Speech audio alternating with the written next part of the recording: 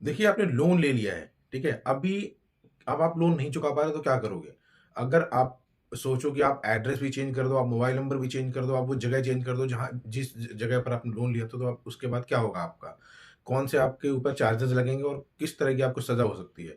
या फिर कुछ नहीं होगा? ये सब बातों पे चर्चा करने वाला हूँ। देखिए, अगर आपने किसी भी तरह का लोन लिया है, लोन 3 तरह के होते हैं। एक तो आपने जो कोई चीज़ गिरवी रख कर के लोन लोन लिया जाता है, एक पर्सनल लोन होता है, एक होम लोन होता है। बेसिकली ये 3-4 लोन होते हैं, एक कंज्यूमर लोन होता है, ठीक है? 4 तरह के लोन होते हैं। तो अगर आपने लोन किस तरह का लिया है, अगर आपने कोई कंज्यूमर लोन लिया है और आप उसको नहीं चुका पा रहे, तो उस केस में आपकी जो प्रॉपर्टी है, जिसके अगेंस्ट में आपने लोन लिया है, जिसके लिए आपने लोन लिया, वो आपका जब्त कर ली जाएगी। तो बैंक वाले उसको गिरवी करने के लिए आएँगे, मतलब रिकवरी करने के लिए आएँगे, अगर आप लोन नहीं दे पा रहे हो। लेकिन कब? नहीं, किसी भी तरह का लोन हो, अगर आपको 10-15 दिन ईएमआई डिले होता है, तो आपको पहले बैंक वाले कॉल करेंगे। सबसे पहले कॉल आने स्टार्ट हो जाएँगे, ऑटोमेटेड को कॉल होते हैं, सिस्टम के थ्रू को कॉल्स होते हैं, या फिर कोई बंदा भी को बंदा या फिर कोई लड़की भी कॉल करेगी, ठीक है, मैन्युअली। अगर आप 1 महीने से 1 महीने तक भी नहीं पे कर पा रहे हो, तो फिर आपके पास आपके घर में फिज़िकली वेरिफ़िकेशन होने लगेगा। यानी कि लोग बाग आपके घर में फिज़िकली आने लगेंगे चेक करने के लिए कि बंदा रहता कहाँ है, घर कहाँ है, ऑफ़िस कहाँ है। ऑफ़िस में भी, घर में भी बंदे आने लगते हैं, ठीक है, रिकवरी वाले। अगर 1 महीने के बाद अगर 2 महीने हो जाते हैं, तब भी अगर आपने पेमेंट नहीं कर रहे हो, तो फिर आपको हरासमेंट स्टार्ट हो जाता है। उससे पहले हो जाता है, 1.5 महीने या फिर उससे पहले ही, कि भई पेमेंट दो, नहीं तो ये करेंगे, घर में बताएँगे, चिल्लाएँगे, सोसाइटी में बताएँगे, सबको शोर-शराबा करेंगे, तो आपको पेमेंट करनी पड़ेगी, ये है, वो है। ये सब रिकवरी वाले बंदे जो होते हैं, वो आ जाते हैं, जो गुटखा खाए, तम्बाकू खाए, दाढ़ी बढ़ाए, आँखें लाल, इस तरह लगता है कि जैसे पता नहीं कहाँ के गुंडे आ गए हों। ऐसा लगता है, but no concern for them, but ऐसा लगता है, ठीक है? अभी अगर आप 2 महीने तक पे नहीं करोगे, तो फिर आपका जो अकाउंट है वो डीबीडी में चला जाता है। ठीक है? उसके बाद अगर आप 3 महीने तक पे नहीं करते हो, तो एनपी में चला जाता है, नॉन परफॉर्मिंग एसेट। उसके बाद आपको कोर्ट के नोटिसेस कोर्ट के थ्रू नहीं, जो जो कंपनीज़ होते हैं, उनके जो एडवोकेट है, तो उनके थ्रू नोटिस आने लगते हैं घर में, या फिर जहाँ पर आपने एड्रेस दिया उस एड्रेस पर, कि भई आप पेमेंट करो, नहीं तो हम ये करेंगे, ये चार्ज लगाएँगे, एफआईआर करेंगे, कोर्ट जाएँगे, आपको आपके इंसल्ट करेंगे, ये सब। तो नोटिसेस आने लगते हैं।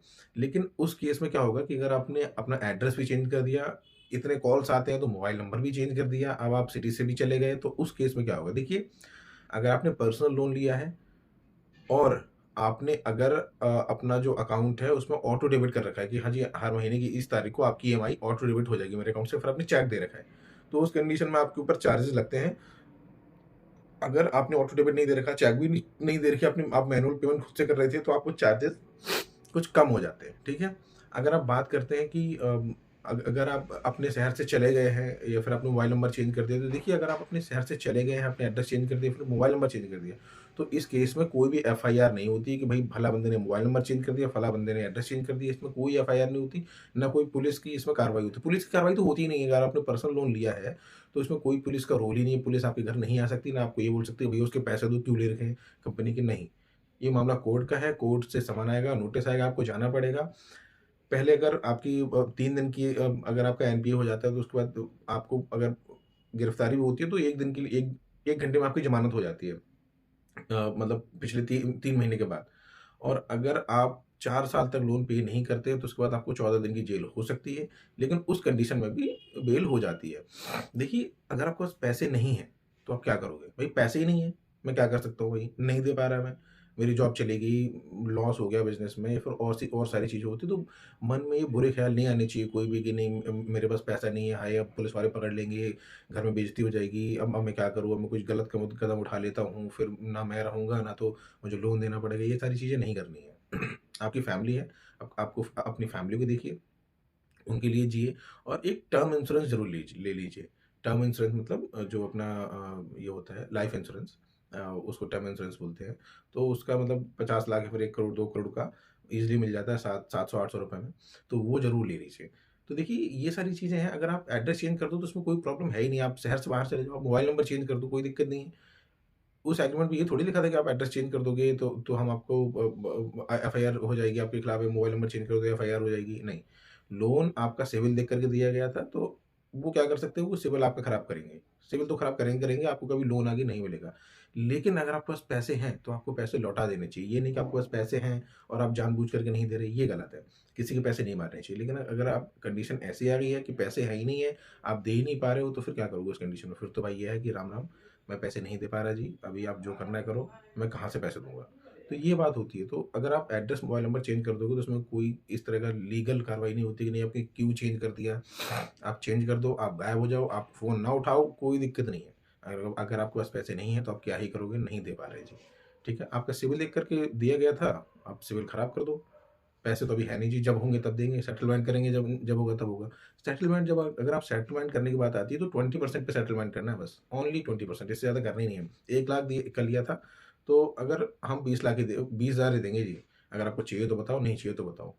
ये होता है सेटलमेंट। कंपनी खुद चाहती है कि जल्दी से जल्दी सेटलमेंट हो जाए। अगर उसको समझ में आ जाएगा 3 महीने में कि नहीं जी, अब ये बंदा सच में नहीं देगा या फिर नहीं दे पाएगा, तो वो ऑफ़र कर देगी, सेटलमेंट कर लो। आपको खुद से नहीं बोलना है कि सेटलमेंट करिए जी। ना, आपको जो ये बोलना है मेरे पास पैसे नहीं है, मैं नहीं दे पाऊँगा, मेरी जॉब नहीं है, मेरा ये लॉस हो गया, मैं अभी तो नहीं दे पाऊँगा।